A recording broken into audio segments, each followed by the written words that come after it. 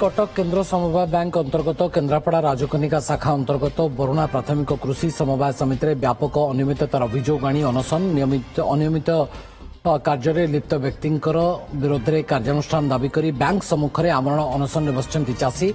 बरुणा प्राथमिक कृषि समवाय समिति में 10 रु अधिक चाषी अजाणत जमा खातार लक्ष लक्ष टंका हड़प होइथिबार अभियोग होइछि। बरुणा प्राथमिक कृषि समवाय समितिर संपादक और बैंकर पूर्वतन शाखा परिचालकों संपृक्ति थिबार अभियोग आनी राजकनिका थाना रे एतला देइथिले चाषी। एने समवाय विभाग तदंत मध्य करिथिला किंतु एजाएं कहा विरोध में एक्शन न हेबारु शेषरे बैंक सम्मुखें आमरण अनशन जारी रखिछन्ति चाषी।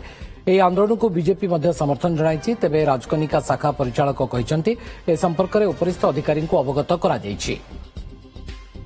देखु बरुणा समवाय समितिर संपादक श्री असित बेहुरिया अनेक चाषी आकाउंट चाषी मान अजाणत लक्ष लक्ष टंका हरिलुट करिसेंति एवं यार लिखित अभियोग पर विरुद्ध में कौन कार्यानुष्ठान निया जाऊ नहीं। यह अत्यंत दुख एवं अनुताप परितापर विषय।